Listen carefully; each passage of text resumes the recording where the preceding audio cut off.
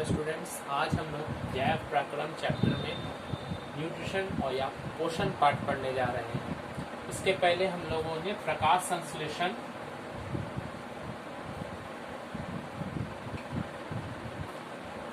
और श्वसन के बारे में पढ़ा।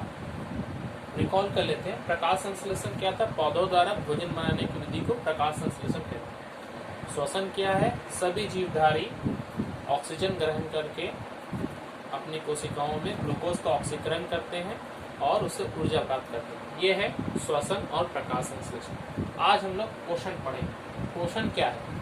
पोषण ये कह सकते हैं दोनों का सम्मिलित रूप इसको हम लोग कह सकते हैं, या इस तरह से समझिए पोषण जैसे अगर मनुष्य के लिए कहा जाए तो मनुष्य जो भोजन ग्रहण करता है और उस भोजन से जो ऊर्जा प्राप्त करता है और अपनी वृद्धि के लिए, अपनी कोशिकाओं के मरम्मत के लिए जो भी उसकी जैविक क्रियाएं करता है, उन सब का सम्मिलित रूप को हम लोग क्या कहते हैं? पोषण। तो पोषण यहाँ पर हम ये कह सकते हैं कि भोजन ग्रहण और उसके द्वारा जो भी ऊर्जा या जो उसे कार्य में संपन्न हो रहा है उसे हम लोग क्या कहेंगे?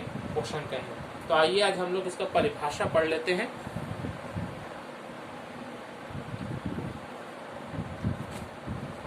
पोषण की परिभाषा देखिए, जिस क्रिया द्वारा सजीव अपने अंगों की कार्य क्षमता बनाए रखने के लिए, अंगों की कार्य क्षमता मतलब इस हाथ की कार्य क्षमता क्या है? इससे मैं कोई चीज उठा सकता हूँ, इससे मैं लिख सकता हूँ, तो ये इसकी कार्य क्षमता है।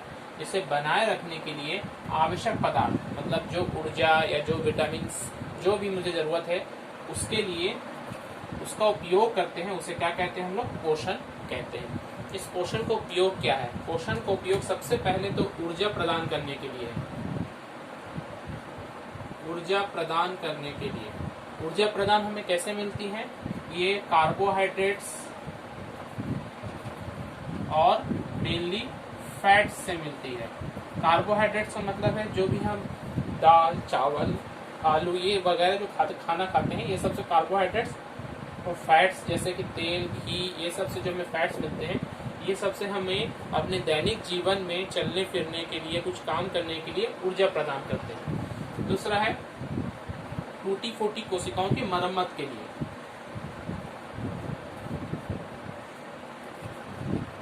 ये खाना खाने से हमें ऊर्जा मिली। मान लीजिए हम कुछ काम कर रहे हैं या कहीं दौड़ रहे हैं या बच्चे जैसे खेलते हैं तो वो कहीं गिर जाते हैं, चोट लग जाती है, तो उनकी कोशिकाओं, उस जगह की कोशिकाओं की मरम्मत के लिए जो हमें जरूरत पड़ता है वो है प्रोटीन्स।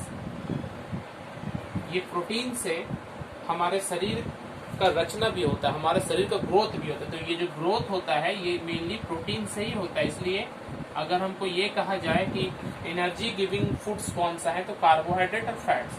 और बॉडी ग्रोथ या बॉडी बिल्डिंग फूड्स कौन सा है, तो प्रोटीन्स। प्रोटीन्स किससे मिलती है? दाल से, सोयाबीन, अंडा, ये सब से हमें प्रोटीन्स मिलती है। 3 नंबर देखिए, रोगों से सुरक्षा के लिए, शारीरिक सुरक्षा, रोग से, रोग बीमारी से बचाने के लिए हमें कौन सा जरूरत पड़ता है? विटामिन का जरूरत पड़ता है। ये विटामिन हमें कहाँ से मिलती है? हरी साग सब्जियों से ये विटामिन हमें मिलती हैं। ये विटामिन हमारे शरीर में जैसे कि विटामिन ए, विटामिन बी, ये आंखों के बीमारियों के लिए, भूख के जो बीमारी बेरी या जो सुखंडी रोग होता है, ये सब के लिए विटामिन का हमें जरूरत पड़ता है। विटामिन की कमी होगी तो हमारे शरीर में अलग अलग तरह की बीमारियां हो जाती हैं। इसके अलावा सुरक्षा और हमें किस से मिलती है? मिनरल से मिलती है। खनिज लवण, जो कि जनरली हम जल में जो पानी पीते हैं उसमें हमको ये मिनरल्स मिलती है। इसके अलावा नमक है या और भी अलग अलग तरह के पदार्थ जो हम खाने में इस्तेमाल करते हैं उनसे भी हमें मिनरल्स मिलता है। तो यहाँ देखिए, पोषण को 3 भागों में बांटा गया है, मतलब पोषण के महत्व को 3 भागों में बांटा गया है। पहला महत्व क्या है? ऊर्जा प्रदान करने के लिए। हमें ऊर्जा किस तरह के भोज्य पदार्थों से मिलती है? कार्बोहाइड्रेट और फैट्स है। कार्बोहाइड्रेट कहाँ से हमें मिलती है? आलू है, चावल, ये सब चीज से। फैट्स कहाँ से मिलती है? तेल, घी, ये सब जो हम खाते हैं इससे हमें फैट्स मिलती है। मक्खन। मरम्मत, बॉडी में कहीं टूट फूट हो जाए, कहीं का कोशिका, कहीं का चमड़ा छिल गया है, कहीं कोई बीमारी है, या इस तरह का तो उसे ठीक करने के लिए हमें मेनली प्रोटीन्स की जरूरत होती है। प्रोटीन्स को हम लोग बॉडी बिल्डिंग फूड भी कहते हैं। बॉडी बिल्डिंग इसलिए कहते हैं, ये नहीं कि बॉडी बिल्डर बनना है, बॉडी बिल्डिंग इसलिए कि शरीर का ग्रोथ होता है, मसल्स बनते हैं। तो ये जो प्रोटीन्स है, ये प्रोटीन्स हमारे ग्रोथ के लिए आवश्यक है। तो ये प्रोटीन्स हमें कहाँ से मिलती है? ये प्रोटीन्स हमें अंडे से, मछली से, और दाल और सोयाबीन, ये सब प्रोटीन के स्रोत हैं। सुरक्षा, हमारे शरीर को बाहरी जीवाणुओं से जो सुरक्षा देता है वो किस तरह के भोज्य पदार्थ हैं? विटामिन्स। विटामिन्स कहाँ से मिलती हैं हमें? विटामिन्स हमें खास करके हरी साग सब्जियों से हमें विटामिन्स मिलती हैं। इसके अलावा भी इसका स्रोत है। और मिनरल्स, मिनरल्स क्या है? ये जैसे सोडियम है, पोटेशियम है, ये सब भी हमारे शरीर में कुछ कम तो कुछ अधिक मात्रा में आवश्यकता पड़ती है। इन्हें भी हम खास करके जल के रूप में, जल जो हम पीते हैं उसमें ये मिनरल्स ऑलरेडी मिला हो रहा है। इसलिए आप देखेंगे बाहर जो होटल बॉय हम लोग खरीदते हैं उसे मिनरल वाटर भी कहा जाता है। तो ये है पोषण के महत्व। अब हम लोग पढ़ेंगे पोषण कितने प्रकार के होते हैं। पोषण को हम लोग दो भागों में बांटे हैं। पोषण कितने प्रकार के होते हैं? दो प्रकार के होते हैं। एक है स्वपोषी,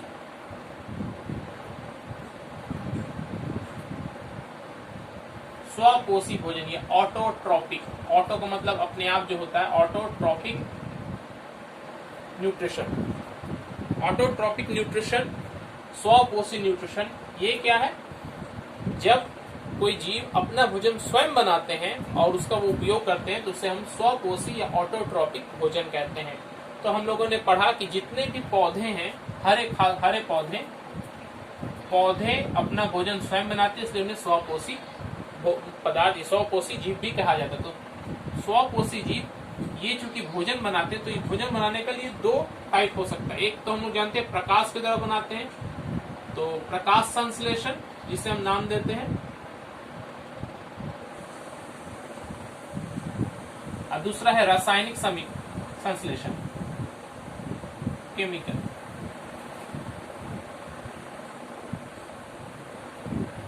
प्रकाश संश्लेषण के बारे में हमने क्या पढ़ा है कि सूर्य के प्रकाश की उपस्थिति में हरे पौधे अपना भोजन बनाते हैं, जिसे हम प्रकाश संश्लेषण कहते हैं। रासायनिक संश्लेषण क्या है? कुछ बैक्टीरिया जो है, जो आदि समय में जब शुरुआत में जब ये पृथ्वी बनी थी, तो वो बैक्टीरिया जो थे वो अपना भोजन प्रकाश संश्लेषण की विधि से नहीं, वो रासायनिक विधि से बनाते थे। वो क्या करते थे? कुछ रासायनिक पदार्थ जैसे कि H2S, अमोनिया, इन सब का विखंडन करके, एक अकार्बनिक पदार्थ, ध्यान देंगे, इनका विखंडन करके इसी से ऊर्जा प्राप्त करते थे।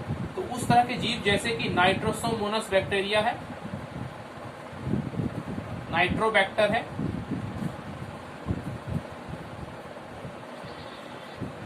इस तरह के जो जीव जंतु थे, बैक्टीरिया खास करके, वो रासायनिक संश्लेषण की विधि द्वारा अपना भोजन बनाते थे। तो हम देखते हैं कि स्वपोषी भोजन ये वैसा भोजन का विधि है जिससे कि हम दो भागों में बांट रहे हैं, एक प्रकाश और एक रासायनिक संश्लेषण। प्रकाश संश्लेषण हम लोगों ने पढ़ा है कि हरे पौधे सूर्य के प्रकाश से जो अपना भोजन बनाते हैं उसे प्रकाश संश्लेषण कहते हैं। और कुछ बैक्टीरिया जैसे कि नाइट्रोसोमोनास, नाइट्रोबैक्टर, ये अकार्बनिक पदार्थ H2S और अमोनिया, इसके द्वारा उसका विखंडन करके जो ऊर्जा प्राप्त करते हैं, इसे हम रासायनिक संश्लेषण कहते हैं। ये दूसरे पर निर्भर नहीं रहते भोजन के लिए। मगर इसके अलावा जैसे हम लोग हैं, हम लोग क्या करते हैं? हम लोग पौधों पर या दूसरे जंतुओं पर निर्भर है भोजन के लिए। तो हम लोगों का जो भोजन है उसे हम परपोषी, पर मतलब दूसरे पर डिपेंड, उसे हम परपोषी भोजन कहते हैं। दूसरा नंबर क्या है? परपोषी भोजन या पोषण। परपोषी या हेटेरोट्रॉफिक। परपोषी या हेटेरोट्रॉफिक। परपोषी भोजन का मतलब है जब कोई जंतु किसी दूसरे जंतु पर निर्भर करता है तो उसे हम परपोषी भोजन कहते हैं। अब ये भी अलग अलग तरीका का हो सकता है। सबसे पहले होलोजोइक। होलोजोइक भोजन क्या है? होलोजोइक भोजन जब कोई हम सॉलिड फूड, बिना पाचन किया हुआ जो फूड है, जैसे कि हम लोग दाल, चावल, आलू, ये सब जो हम खाते हैं, जब कोई सॉलिड फूड कोई ग्रहण करे और उसके बाद उसका पाचन करके उसकी ऊर्जा को उपयोग करे, तो उसे हम लोग होलोजोइक फूड कहते हैं। ये मेनली अपाचित पदार्थ जो डायरेक्टली हम लोग लेते हैं, उसके बाद उसको हम लोग पाचन करते हैं, तो ये है होलोजोइक। ये है मनुष्य में या कुत्ता या गाय, इस तरह के जो जंतु हैं, बड़े जो जंतु हैं, उनमें ये होलोजोइक पूर्णपोषी भोजन कहलाता है। इसके अलावा और भी क्या टाइप हो सकते हैं? परजीवी, परजीवी या पैरासाइट जिसे हम कहते हैं, पैरासाइट। परजीवी पोषण ये क्या है? जब एक जंतु दूसरे जंतु पर निर्भर होते हैं, उसे हम लोग परजीवी कहते हैं। यहाँ निर्भर मतलब वो जिस पर निर्भर होता है उसे होस्ट कहा जाता है। और जैसे हम लोगों के आंत में फीता कृमि, टेपवर्म रहता है, वो क्या करता है? हमारे शरीर से जो ऊर्जा वो ग्रहण करता है और हमें अगर नुकसान पहुंचाता, हमारे लिए वो कोई फायदा नहीं पहुंचाता, इसलिए उसे हम लोग क्या कर सकते हैं? एक तरह का परजीवी कहते हैं। ये परजीवी क्या होता है? पूर्ण परजीवी होते हैं और आंशिक परजीवी होते हैं। पूर्ण परजीवी का मतलब है शरीर के अंदर रहते हैं, जैसे कि टेपवर्म, या शरीर से पूरा भोजन ग्रहण करते हैं, ये क्या है? पूर्ण परजीवी। और इसके अलावा आपको ऐसा भी प्राणी मिलेगा जो कुछ अवस्था में हमारे शरीर में रहेंगे, अब बाहर, जैसे कि हाँ, हमारे मान लीजिए सर में जैसे हम लोगों का जू रहता है, वो क्या करता है? हमारे शरीर के रहकर, शरीर में आश्रय लेकर शरीर से रक्त खींचता है हमारे सर से, तो ये परजीवी है, इसलिए हमें परजीवी कहते हैं। इसके अलावा मृत्योपजीवी, मृत्योपजीवी सैप्रोफाइट। मृत्योपजीवी किसे कहते हैं? मृत्योपजीवी का मतलब है जो जंतु मरे हुए जीव जंतुओं पर निर्भर करते हैं, या जो पौधे भी कह सकते हैं, पौधे भी इसका टाइप में है।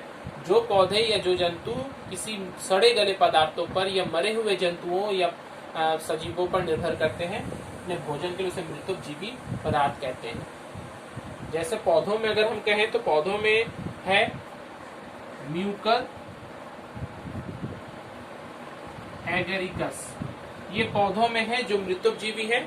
और इसके अलावा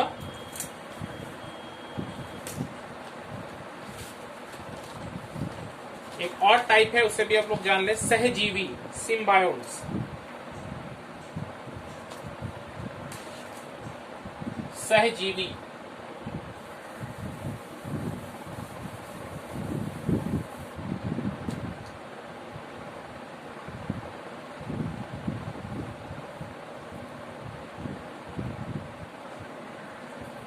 सहजीवी क्या है? सहजीवी मतलब जब दो प्राणी एक दूसरे पर निर्भर हैं, एक आश्रय के लिए मतलब रहने के लिए और एक भोजन प्राप्त करने के लिए, मतलब दोनों एक दूसरे के लिए जरूरी है, फायदा पहुंचाते हैं एक दूसरे को। जैसे परजीवी था, यहाँ पर भी दो जीवित थे, मगर एक दूसरे पर निर्भर था, दूसरा को कोई भी फायदा नहीं था, तो इसे परजीवी कहते हैं। मगर सहजीवी क्या है? यहाँ पर दोनों एक दूसरे से कुछ न कुछ फायदे प्राप्त कर रहे हैं। जैसे कि हम लोग जानते हैं, जितना भी दाल जातीय पौधा होता है,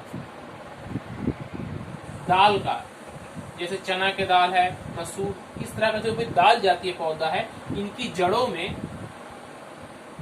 राइजोबियम नाम का एक बैक्टीरिया रहता है।